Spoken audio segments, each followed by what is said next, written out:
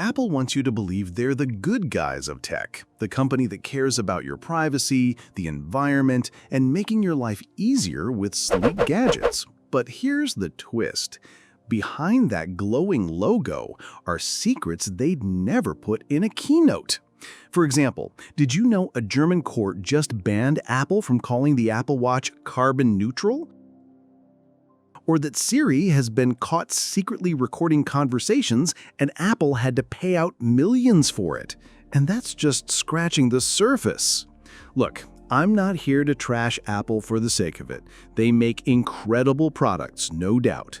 But when the same company that tells you privacy is a fundamental human right also gets sued for eavesdropping on users, don't you think we should ask some questions? And trust me, you haven't even heard the craziest part yet. From lawsuits and scandals to shocking labor practices and accusations of stealing ideas, by the end of this video, you'll see a side of Apple you've never seen before. Let's start by talking about one of Apple's biggest obsessions, secrecy. If you've ever wondered why you rarely see leaks of Apple products compared to other companies, it's because Apple runs its entire operation like a government agency. I'm not kidding. Employees who work on future products often need special badges just to access certain labs. Sometimes, even within the same building, you need clearance to get into different sections. It's like working for the CIA, but instead of nuclear codes, you're protecting a new iPhone prototype. There are stories from ex-employees that sound strange. One of Apple's ex-employees, David Black, said, "I would say there's a very powerful culture of secrecy there. You even have to be careful when speaking to others within the corporation about what you're working on." Also, there's this story from a former intern who told Business Insider about how tightly controlled everything is. He said he met an Apple employee who had been working on 9.7-inch displays for almost 2 years, but had no clue what they were actually for. Think about that. 2 years of your life designing and testing a screen, and you don't even know if it's going into a giant iPhone or a tiny laptop. It wasn't until the big product reveal, when Steve Jobs walked on stage and showed off the very first iPad, that the employee finally realized, oh, this is what I've been working on all this time. Now, how does Apple protect its secrets?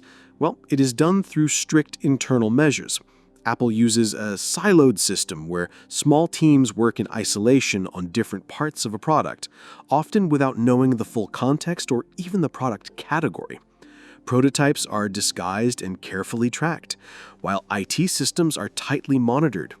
Employees and contractors must sign non-disclosure agreements with severe consequences for breaches. Apple also warns employees that leaking information is a fireable offense, and that the company may even go after them for financial damages. Despite this, some leaks still occur, and Apple uses sophisticated methods to catch leakers, especially when it comes to images, documents, and design materials. Each shared file is often unique, allowing leaks to be traced back to individuals. Now, from Apple's perspective, all of this makes sense. Their product launches are huge, worth billions in hype and stock value. One leak can ruin that carefully crafted surprise. But from the outside, it shows just how far Apple will go to protect its narrative. They don't just want to build tech, they want to control the story you hear about it. Now, let's step out of Apple's pristine headquarters in Cupertino and into the factories where their devices are actually made. See, Apple's iPhones and MacBooks aren't built in California. They're mostly assembled by suppliers like Foxconn in China and Wistron in India. And behind those shiny glass displays are some pretty disturbing stories about how workers are treated. For years, Foxconn has been at the center of controversy. Reports have described workers living in cramped dorms, working exhausting 12-hour shifts, and making just a fraction of what the products they build are sold for. Back in the early 2010s, the world was shocked when a series of workers' suicides were linked to these conditions. In response, Foxconn literally installed safety nets outside its buildings to stop workers from jumping. Think about that, not solving the problem, just catching the bodies. And it isn't just China. In India, reports came out that some Apple suppliers allegedly refused to hire married women because they thought family responsibilities would get in the way of productivity. That's not just questionable business practice, that's discrimination. Even food and living conditions have been exposed. In one Indian factory, protests broke out after workers got sick from being served contaminated meals in company cafeterias. Hundreds of workers ended up hospitalized, and production had to be shut down temporarily. In China, Foxconn workers typically earn between $2.80 and $3.40 an hour. That means around $500 to $800 a month if they put in long overtime shifts. In India, pay is even lower, around $200 a month, though housing and food are included. Critics say this isn't just low pay, it's exploitation. Now, to be fair, Apple does publish supplier responsibility reports every year. They talk about audits, improving conditions, and enforcing standards. But here's the catch. These issues keep resurfacing, which raises the question, are the audits more of a PR stunt than a real solution? Now, let's move into something every iPhone owner has probably noticed. Your phone works like a dream when it's new, but after a couple of years, it starts slowing down. Apps take longer to load, the battery drains faster, and suddenly you're thinking, maybe it's time to upgrade. Well, the surprising thing is that it wasn't just in your head. Back in 2017, Apple admitted that it was deliberately throttling the performance of older iPhones. Their official explanation? They claimed it was to protect battery health and prevent sudden shutdowns. But most people saw it for what it felt like, a sneaky way to push you into buying the next model. This practice became known as battery date and led to lawsuits and a settlement that provided payments to affected users. The backlash was so massive that Apple had to issue an apology, offer cheaper battery replacements, and even faced lawsuits in multiple countries. In France, they were fined 25 million euros for planned obsolescence, which is basically the idea of designing products to wear out faster so you'll have to buy new ones. And it doesn't stop with performance. Apple has also been heavily criticized for the way they handle repairs. If your screen cracks or your battery dies, sure, you can get it fixed, but usually only at an Apple store or an authorized service provider, where the repair costs can be sky high. This has sparked the whole right to repair movement. Advocates argue that if you pay $1,000 for a phone, you should have the right to fix it yourself or take it to any repair shop you want without Apple standing in the way. Apple, of course, says it's all about protecting user safety and device integrity. But when replacing a battery can cost hundreds of dollars at Apple, while an independent shop could do it for a fraction of that, it's hard not to see the profit motive. Now, let's talk about the App Store, one of Apple's most profitable and controversial creations. Here's how it works. If you own an iPhone, the App Store is the only way you can download apps, unless you jailbreak your phone, which Apple strongly discourages. And because they control the only gateway, they also control the rules and the fees. Developers who sell apps or even in-app purchases are required to give Apple up to 30% of their revenue.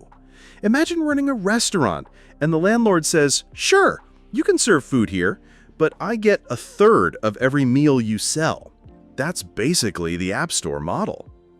Now, Apple argues that this system ensures quality and security, which is partly true, but developers see it differently. Epic Games, the makers of Fortnite, went to war with Apple over this exact issue. They deliberately bypassed Apple's payment system, Apple banned them from the App Store, and the whole thing turned into a massive court battle. Epic accused Apple of running a monopoly, because when you're the only store in town, charging rent that high? Well, it sure looks like one. And Epic isn't alone. Spotify has complained for years that Apple's policies give Apple Music an unfair advantage. And just recently, this controversy got even bigger. Elon Musk's company XAI sued Apple and OpenAI, accusing them of colluding to suppress competition in AI. The lawsuit even claimed Apple manipulates App Store rankings to give an advantage to ChatGPT over Musk's AI chatbot, Grok. If true, that would mean Apple's App Store isn't just about apps, it's about controlling the future of entire industries. Apple loves to remind us, privacy is a fundamental human right. They've put it on billboards, in commercials, and even used it as a way to stand apart from Google and Meta. But here's the uncomfortable truth. Apple's track record with privacy hasn't always matched the marketing. Let's start with Siri. You might assume your digital assistant is only listening when you say, "Hey Siri." But back in 2019, it was revealed that Siri often recorded audio by accident, snippets of private conversations that were then sent to contractors for review. And we're not talking about harmless background noise. Contractors reported hearing things like people discussing medical details, confidential work calls, and even private moments at home. Imagine thinking you're talking to your partner in the kitchen and someone at Apple is listening in. The backlash was huge. Apple apologized and eventually paid out a $95 million settlement to users in the US. They also promised to change their practices, but the fact that it happened at all raises questions. If a company that claims to champion privacy lets this slip through, what else could be happening that we don't know about? And then there was Apple's controversial plan to scan iCloud photos for child abuse imagery using a system called neural hash. Now, the goal, protecting children, is obviously important, but the way Apple wanted to do it raised alarms. Privacy experts warned that if Apple could scan your photos for one kind of content, governments could pressure them to scan for other things too. Political images, protest materials, anything. Basically, it opened the door to surveillance. After massive public outcry, Apple shelved the plan, but the fact that they even tried it shows how slippery the slope can get.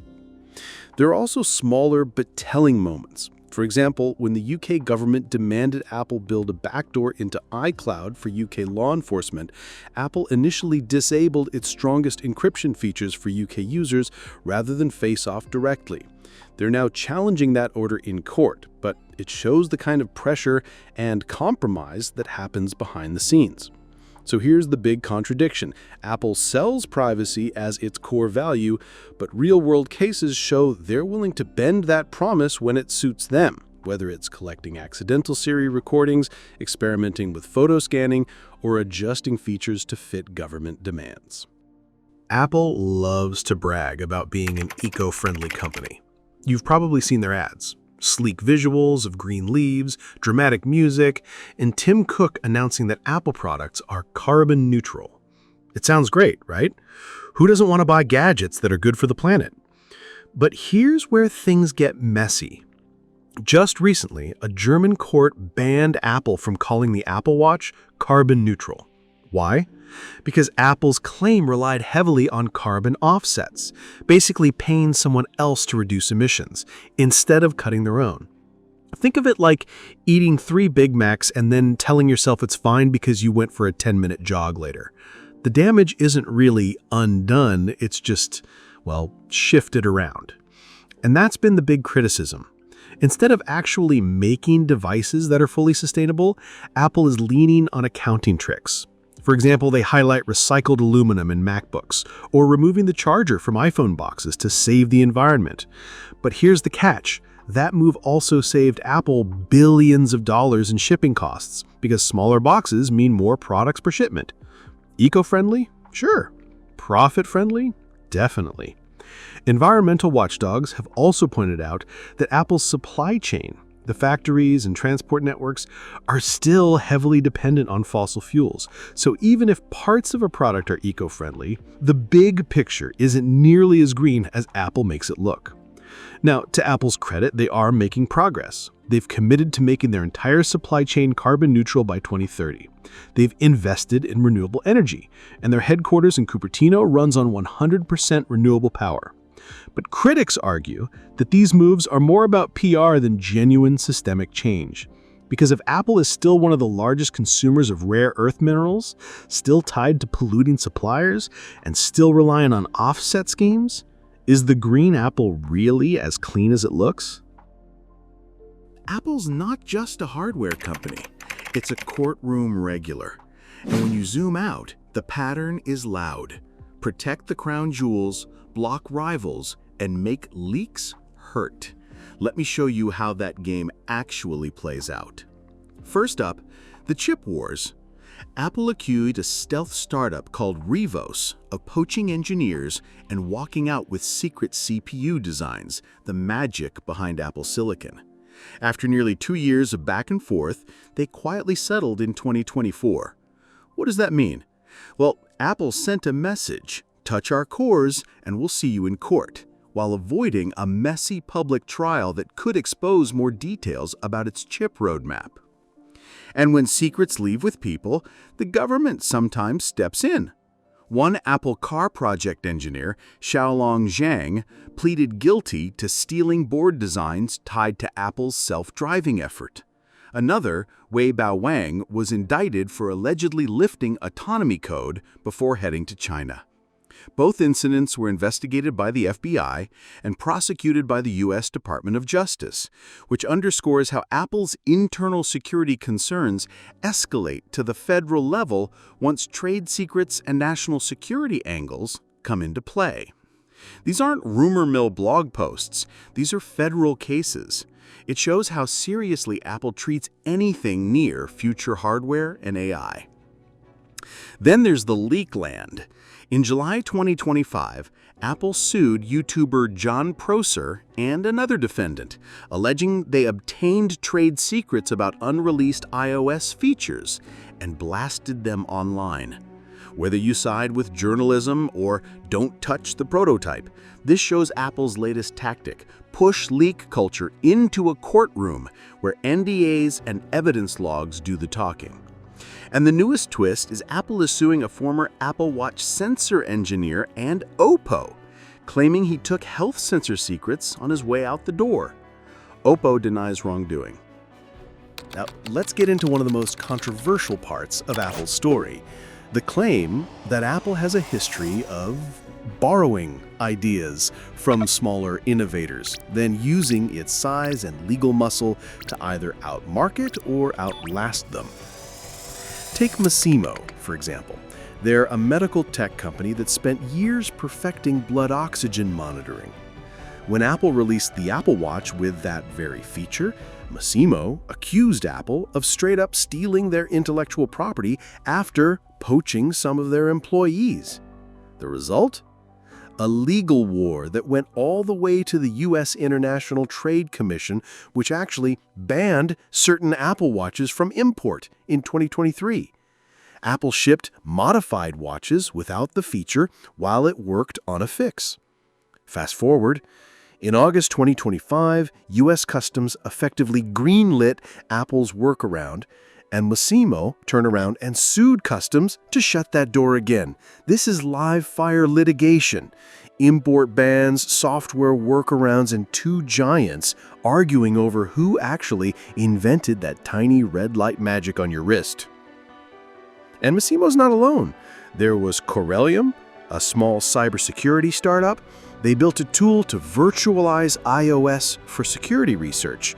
Apple tried to sue them out of existence, claiming copyright infringement, but courts said Corellium's use was fair use, a big precedent, limiting how far Apple can swing copyright to control independent security research.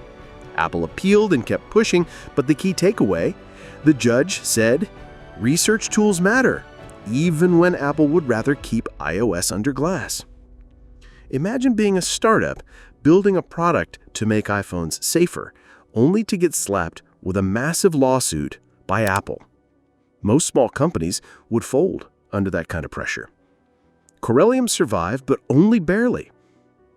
Then you've got the long list of startups that accuse Apple of showing interest in their tech, taking a look under the hood, and then suddenly rolling out a similar feature themselves. For example, Jawbone, the once famous wearable company, accused Apple of recruiting its employees and using insider knowledge to build competing products. Another example is Tile, the tracking device company. For years, Tile made those little Bluetooth trackers you attach to keys or wallets. Then Apple dropped AirTag, a nearly identical concept, but tied into Apple's massive iOS ecosystem. Tile's CEO went public saying Apple had crippled their app's functionality through software updates, then launched its own competing product. Who do you think survived that battle? This is where Apple's size becomes both its weapon and its shield. Even if a smaller company has the law on their side, fighting Apple in court can take years and millions of dollars.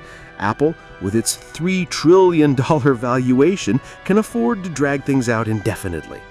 Most startups simply can't. To be fair, Apple argues that it's innovating in parallel, that it has teams developing these features independently, and that overlap doesn't equal theft. And sometimes that's true. In a fast-moving industry, coincidences happen. But when the same story keeps repeating, poached employees, lawsuits, accusations of copied ideas, it starts to look less like coincidence and more like a pattern. And here's the bigger issue. When Apple wins these battles, it doesn't just beat the competitor. It sends a message to every other startup out there: compete with Apple and you might get crushed. That chills innovation across the whole industry because smaller players hesitate to challenge the giant. So the question is, has Apple become so powerful that it no longer just sets trends, but actually smothers the innovators who might have built the next big thing? All right, let's talk about something Apple doesn't put in their glossy ads. Where the raw materials for your iPhone actually come from. Inside every iPhone, MacBook, and Apple Watch are tiny amounts of rare metals like cobalt, tungsten, tin, and tantalum. These aren't just random elements, they're the backbone of modern electronics. But here's the dark truth. A lot of these minerals are mined in conditions that most of us would find horrifying. Take cobalt, for example. It's essential for lithium-ion batteries, the same ones that power your iPhone. The Democratic Republic of Congo supplies more than 70% of the world's cobalt, and reports from organizations like Amnesty International have documented children as young as 7 working in dangerous mines, hauling heavy loads with little protection for just a few dollars a day. Imagine that! Kids risking their lives so the rest of the world can have longer-lasting batteries. And it's not just cobalt. Tin, tungsten, and tantalum, often called conflict minerals, have been linked to funding armed groups in Central Africa. These groups exploit miners, use violence to control territories, and fuel ongoing conflict. So, when you hear the term conflict minerals, it literally means the money from those mines may be paying for war. Now, to be fair, Apple is aware of this. Every year, they publish a supplier responsibility report where they claim 100% of their identified smelters and refiners are conflict-free, according to international standards. On paper, that sounds great, but watchdog groups argue that audits are limited, hard to enforce, and sometimes rely on information from the very suppliers under scrutiny. In other words, it's easy to say conflict-free, much harder to guarantee it. Here's the irony. Apple markets itself as forward-thinking, ethical, and green. And yet, the iPhone in your pocket might still be connected to a mine halfway across the world where workers endure unsafe conditions or even armed conflict. That's the uncomfortable truth about tech at this scale. The more we demand thinner, faster, shinier devices every year, the more pressure it puts on the supply chains that most of us never see. And while Apple says it's improving, the gap between marketing and reality is still there. So the next time Apple drops a slick video about its commitment to human rights, remember, behind every polished iPhone ad, there's a messy and complicated story buried deep in the ground. let's talk about something Apple doesn't like to admit, just how much it depends on China. Most people know that iPhones are assembled in China, but the truth goes way deeper. Apple's entire supply chain, the parts, the labor, the factories, is heavily concentrated there. We're talking about hundreds of thousands of workers in places like Foxconn's iPhone City, a massive complex in Zhengzhou that can churn out 500,000 iPhones in a single day when running at full speed. That's not just production, that's a lifeline. And here's the problem. When you tie that much of your business to one country, you also tie yourself to that country's politics. We've already seen cracks in that relationship. In 2022, protests broke out at Foxconn over COVID lockdowns and working conditions, and it disrupted iPhone production right before the holiday season. Analysts estimated Apple lost billions because a single factory slowed down. That's how fragile this setup can be. Then there's the bigger picture, geopolitics. The US and China are locked in an ongoing rivalry, with tariffs, trade restrictions, and tech bans being tossed back and forth. Every time tensions flare, Apple is caught in the middle. For example, Chinese state media has occasionally criticized iPhones, while the Chinese government has pushed domestic brands like Huawei.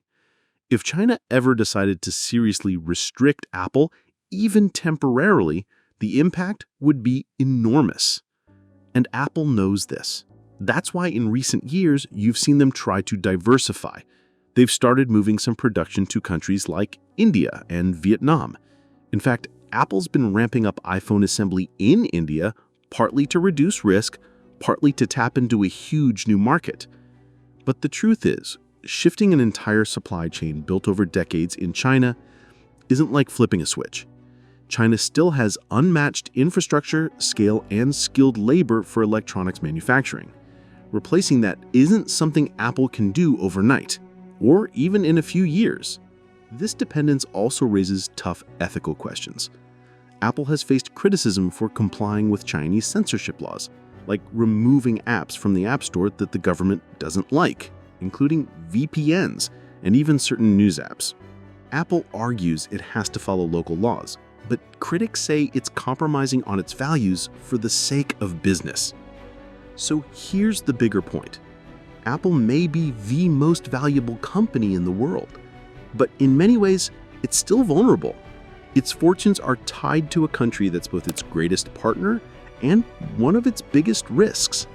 If relations between the US and China ever took a serious downturn, it wouldn't just be Apple that suffers, it could shake the entire global tech industry.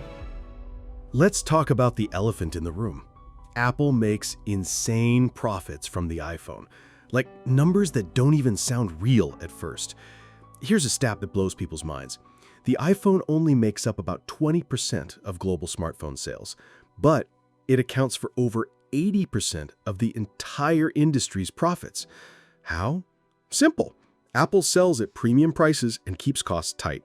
For example, a teardown of the iPhone 14 Pro Max estimated that the parts and assembly cost Apple around $500 to $550, but they sell it for $1,100. That's basically doubling the money before even counting services like iCloud, Apple Care, or App Store commissions. Now, businesses making profits isn't controversial. That's the whole point. The issue is how Apple gets there. Critics argue that Apple's margins are artificially inflated by a few tactics such as planned obsolescence, repair restrictions, supplier squeeze, and premium pricing psychology. This has sparked backlash in different forms. Consumer advocates accuse Apple of exploiting loyalty. Regulators in the EU and US have scrutinized whether Apple's control over repairs and app distribution artificially boosts their margins. Even environmental critics point out that high turnover, replacing phones every 2 to 3 years, feeds both profits and waste. And yet, people still buy. Year after year, despite headlines about lawsuits, settlements, and sky-high prices, Apple sells hundreds of millions of iPhones. Why? Because the product is that good, and the ecosystem is sticky. If your friends, your messages, your photos, your work are all in Apple's bubble, switching isn't just buying another phone. It feels like leaving your digital home. So, after peeling back the layers, what do we see? Apple isn't just the company that makes the sleek phone in your pocket. It's a global machine fueled by secrecy, lawsuits, fragile supply chains, ethical controversies, and sky-high profits. And that's the paradox of Apple. On one hand, it's a company that genuinely innovates, builds products millions of people love, and has shaped culture more than almost any other brand in history. On the other, those polished keynotes and glossy ads hide a reality that's much more complicated, where child labor, censorship, lawsuits, and monopoly tactics sit just behind the curtain. The question you have to ask yourself is this: when you hold an iPhone, are you holding a symbol of innovation or a symbol of compromise? Because here's the truth. Apple's secrets matter, not just because they're a tech company, but because they've become the tech company. Their choices ripple out into the entire industry. If Apple sets the standard for how much control a company can have, or how it handles ethics, or how it treats competition, every other company is taking notes. So the next time you see Apple on stage talking about privacy or sustainability, or how they're making the world better, remember, the real story isn't just what's on that screen, it's what's happening behind it. And maybe the darkest secret of all, it's that we know about these issues, we criticize them, we even laugh about them online, but most of us will still line up for the next iPhone anyway.